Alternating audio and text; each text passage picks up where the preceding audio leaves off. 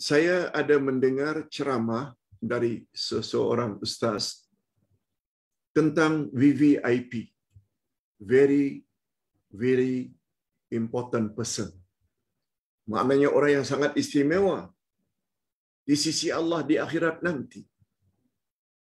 Mereka dikatakan ahli Al-Quran. Betulkah dan siapakah ahli Al-Quran? Hadirin dan hadirat rahimakumullah.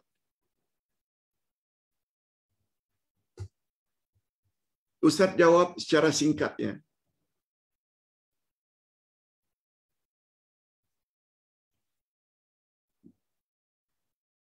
Dalam hadis sahih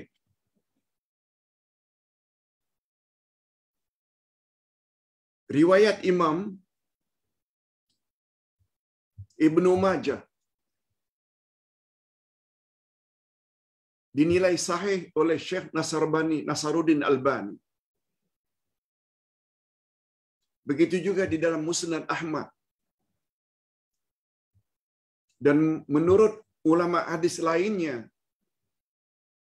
Syuaib Al-Arnaud, sanadnya hasan, maknanya hadisnya kuat. Apa bunyi hadisnya Pak Ustaz? Bahwa Nabi Muhammad sallallahu alaihi wasallam telah bersabda. Coba dengar baik-baik.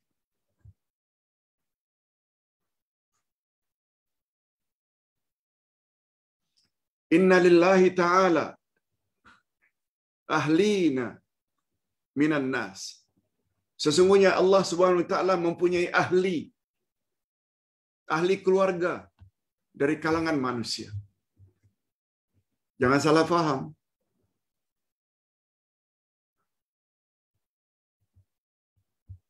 Jangan sempitkan makna ahli macam ahli keluarga kita. Sebab dia ada makna tersirat. Inna lillahi ahlina minan nas. Allah Subhanahu wa taala ada ahli keluarga dari kalangan manusia. Qalu ya Rasulullah, man hum? Wahai Rasulullah, siapa mereka? Ahli Allah.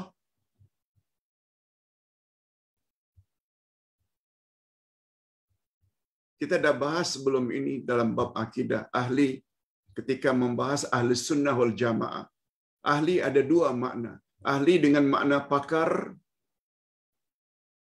Yang kedua ahli dengan makna keluarga.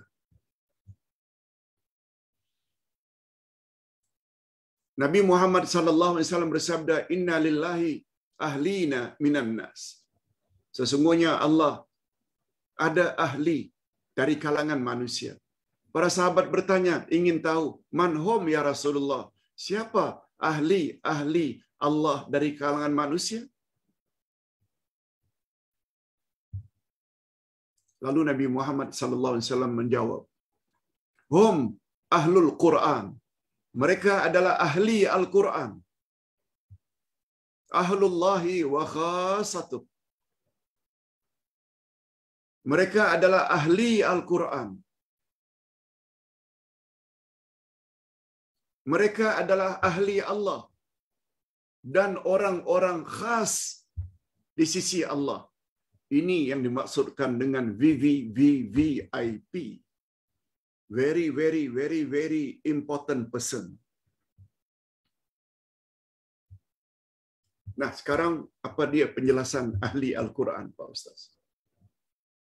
Kata Imam Ibnul Qayyim, orang yang membaca Al-Quran, orang yang beriman dengan Al-Quran, orang yang menjadikan Al-Quran sebagai pedoman hidup, orang yang suka tadabbur Al-Quran, orang yang mengamalkan apa yang Al-Quran suruh dan jauhi apa yang Al-Quran jauhi, larang. Dan orang yang menyampaikan ajaran Quran kepada orang lain. Allahu Akbar. Dan kata Imam Ibnul Qayyim, tidak disyaratkan orang tersebut mesti hafal Al-Quran. Tak. Tapi kalau hafal lagi bagus. itu bermakna dia ada advantage, ada kelebihan tersendiri. Itu sebabnya di dalam kewajiban umat Islam terhadap Al-Quran, yang 5, tidak ada hafazan. Pertama, imam. Yang kedua, tilawah, baca. Yang ketiga, fahami, belajar tafsir, tadabbur. Yang keempat, amal. Yang kelima, sebar-sebarkan. Dari 5 ini, tak ada hafazan, tak ada. Tapi kita tidak nafikan apabila yang 5 itu sudah dimiliki. Hafal pula Al-Quran. Sebagaimana Ustaz beri motivasi kepada tahfiz Al-Quran 30 juzuk di Batam bulan lalu. Anda orang yang paling istimewa. Itu sebabnya tidak cukup hafazan saja, tapi mesti tahu, diiringi dengan akidah berasaskan Quran, akhlak berasaskan Al-Quran. Jadikan Quran sebagai pedoman hidup supaya layak dikatakan sebagai muttaqin. Zalikal kitabul la raiba fi hudan lil muttaqin.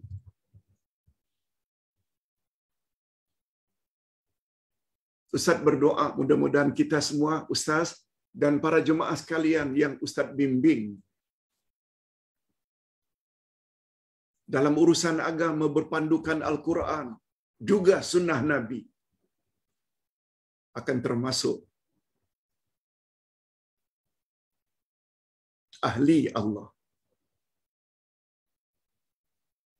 Hadirin dan hadirat, makna ahli Allah ini, ahli keluarga, dikaitkan dengan Allah dalam kaedah bahasa Arab, sesuatu noun yang apabila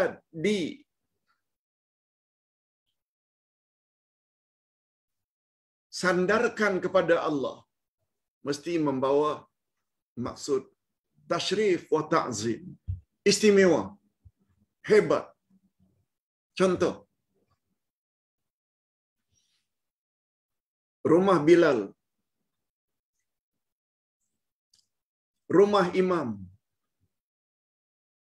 hatta rumah PM, rumah TPM. Bandingkan dengan rumah Allah, mana yang lebih mulia? Rumah Allah. Rumah dikaitkan dengan Allah.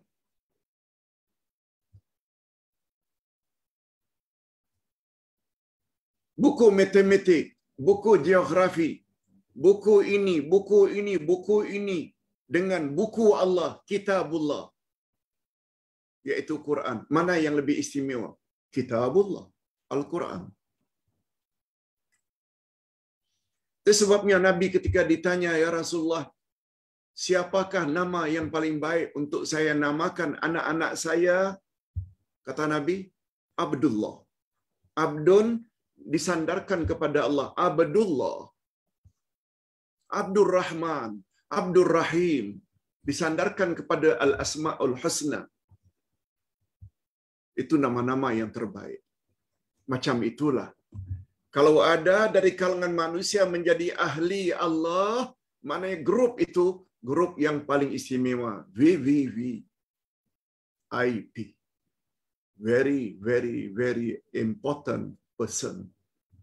Mudah-mudahan kita termasuk dalam golongan ini. Amin ya rabbal alamin. Itu penjelasan tentang soalan yang pertama. Soalan yang kedua, Pak Ustaz, saya saat ini sedang berada di Melbourne, Australia.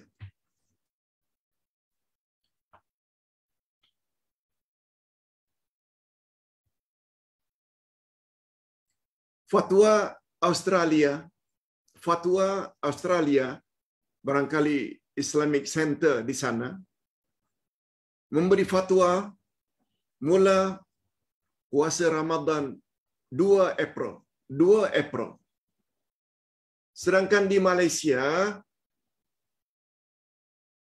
barangkali 3 April atau 4 April.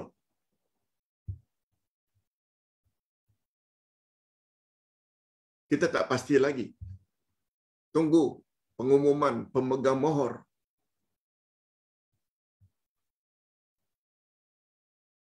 Orang ini adalah orang Malaysia. Sedang berada di Melbourne. Barangkali beliau akan mula berpuasa di sana. Diisytiharkan 2 April mula puasa. Ustaz tak tahu di sana macam mana cara mereka menghitung permulaan Ramadan.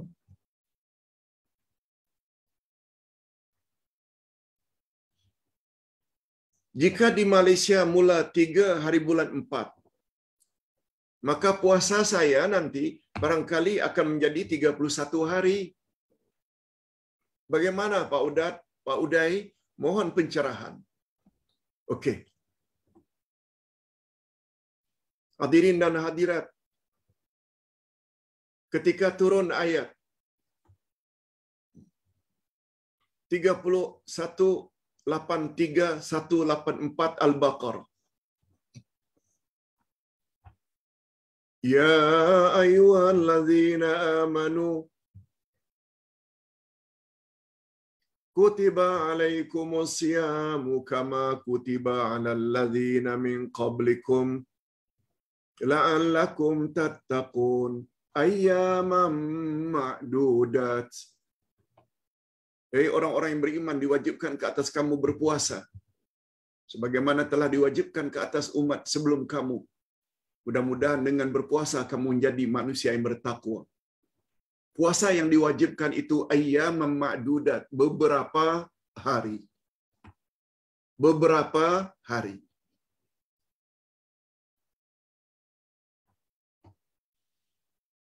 Lalu sahabat bertanya, "Ya Rasulullah, apa yang dimaksudkan dengan beberapa hari yang kita diwajibkan berpuasa pada bulan Ramadan? Apa maksudnya beberapa hari?" Ayyaman itu plural dari yaum, bentuk jamak. Ma'dudat, berbilang-bilang. Kewajiban berpuasa berbilang-bilang hari. Sahabat tak faham, apa maksudnya ya Rasulullah? Coba perhatikan. Nabi Muhammad sallallahu alaihi wasallam menjawab dengan isyarat.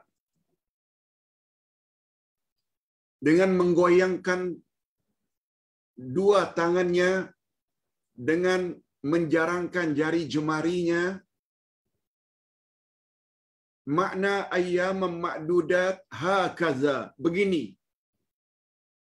Nabi goyangkan sekali, Nabi ikuti dengan goyangan kedua, Nabi ikuti dengan goyang yang ketiga.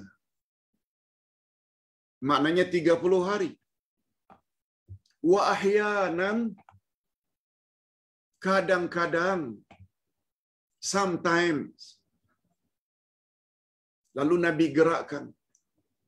Sekali, dua kali, dan kali ketiga Nabi lipat ibu jari kanan. Maknanya,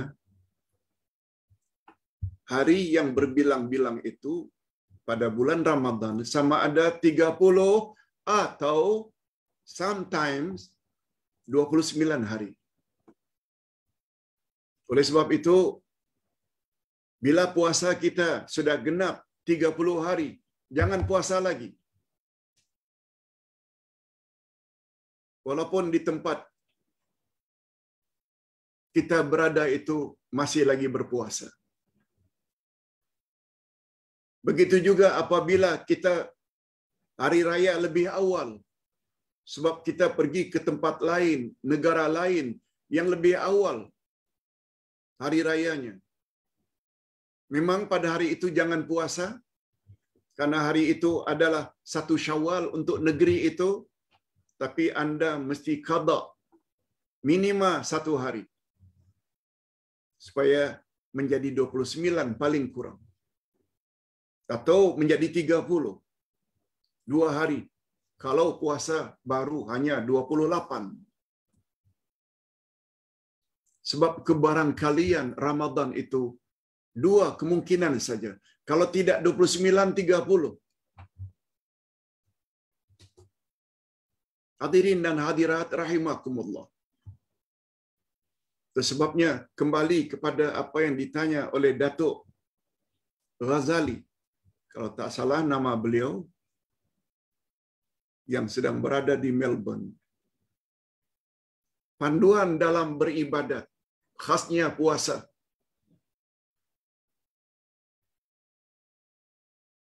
Puasa bermula menurut di mana kita sedang berada, bukan berdasarkan warga negara. Bila negara kita Malaysia menetapkan 3 hari bulan, sedangkan di Melbourne 2 hari bulan, puasa di Melbourne 2 hari bulan. Sebab panduan umum dari Nabi sallallahu alaihi wasallam, sumu li ru'yati waftiru li ru'yati. Berpuasalah kamu karena melihat anak bulan, dan berhari rayalah kamu juga karena melihat anak bulan. Itu ukuran dulu. Lihat anak bulan. Cuma Nabi teruskan hadis itu. Fa in ghamma alaikum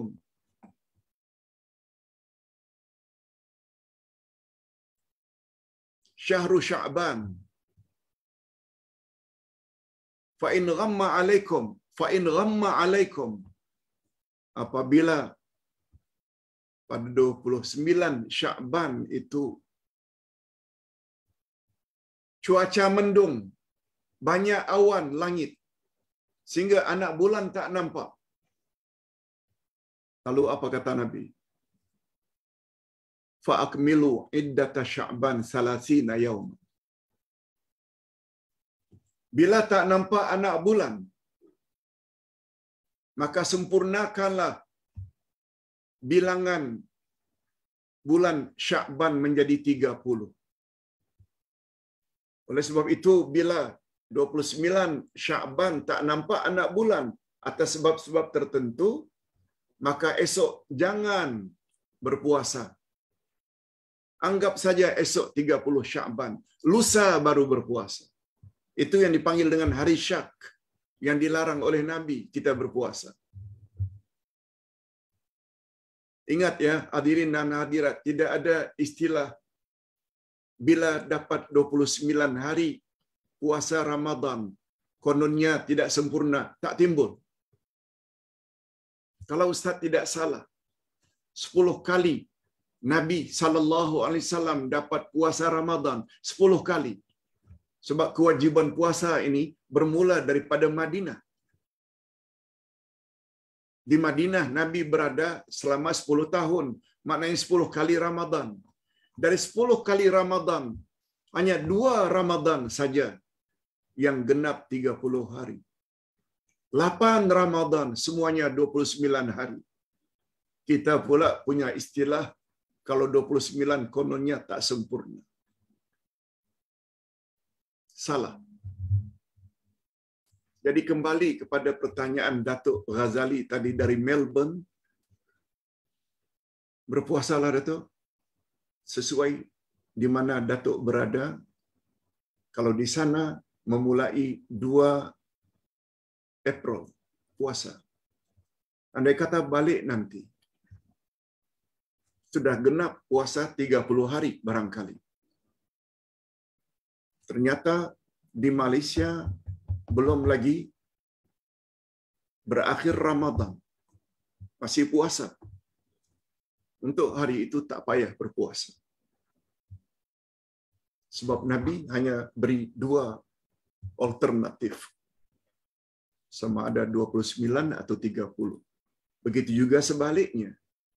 Andai kata balik di Malaysia, ternyata puasa kita baru 28. Hari itu jangan berpuasa, tapi wajib qada. Karena puasa pada 1 Syawal hukumnya haram. Ada 4 hari yang haram berpuasa. Idul Fitri 1 Syawal, Idul Adha 10 Zulhijjah, dan 3 lagi hari tasyrik, yaitu 11, 12, 13 dari bulan Zulhijjah. Hadirin dan hadirat rahimakumullah.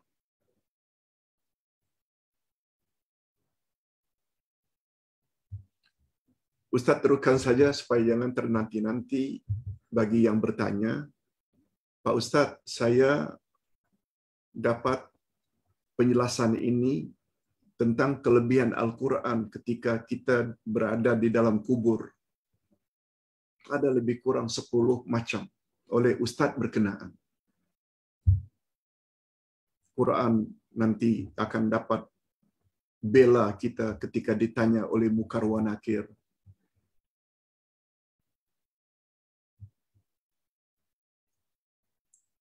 Al-Quran begini, begini, begini. Memang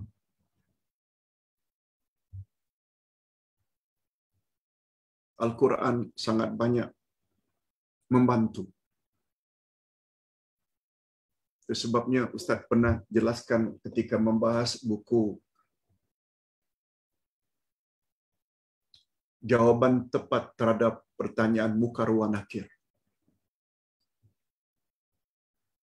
Apabila semua pertanyaan Munkar wa Nakir dapat dijawab, man rabbuka? Rabbi Allah. Wa man nabiyuka? Muhammad bin Abdullah. Wa ma dinuka? Al-Islamu dini. Dah betul. Tapi ingatnya, jawaban itu sebenarnya amalan yang jawab. Sampai di mana kita telah melaksanakan kewajiban kita terhadap Allah. Itulah jawaban kita. Sampai di mana kita telah melaksanakan sunnah Nabi. Itulah jawaban kita. Sampai di mana kepatuhan kita terhadap ajaran Islam. Suruhannya dibuat, larangannya dijauhi. Itulah jawaban kita. Sebab pada hari itu Allah sebut dalam surat Yasin. Al-yawma nakhtimu ala afwahihim wa tukallimuna aydihim wa tashhadu arjuluhum bima kanu yaksibun. Pada hari itu kami akan kunci mulut mereka. Yang akan menjawab soalan-soalan kami adalah tangan-tangan mereka. Mulut ditutup, tangan akan jawab, kaki akan jadi saksi. Kata ulama tafsir itu memberi makna amalan kita yang jawab, bukan mulut. Nah, pertanyaan yang keempat, Munkar wa Nakir. Wahai si fulan, kau dapat jawab semua soalanku. Min aina wa ma ilmuka? Maknanya, min aina aghasta hadhil ajwibah? Dari mana jawaban-jawaban itu semua kamu perolehi? Coba dengar. Jawaban si fulan yang telah lulus dengan cemerlang. Qara'tul Qur'an wa amantu bihi wa saddaqtu. Karena dulu di dunia aku baca Quran dan aku benarkan apa yang ada dalam Quran, semuanya benar belaka. Aku fahami Quran. Dan aku wasaddaqtu, dan aku benarkan dalam tindak tandukku. Suruhan-suruhan Quran aku laksanakan, larangan-larangan Quran aku jauhi. Ini memberi isyarat Quran yang kita dekati selama hayat di kandung badan sangat menolong kita dalam alam kubur nanti. Adapun tentang 10 perkara itu Ustaz lihat ada yang sahih dan ada pula yang Ustaz tak tahu kedudukannya. Sebab first time Ustaz dengar.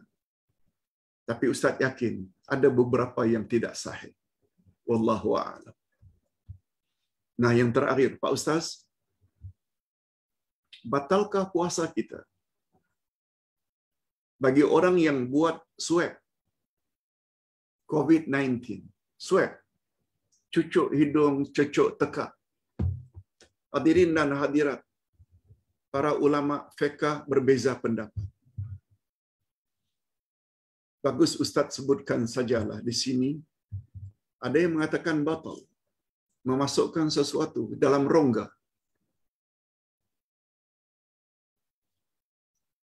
Ada pula yang berpendapat tidak batal. Sebab itu hanya dalam rongga, betul, dalam rongga hidung, rongga tekak.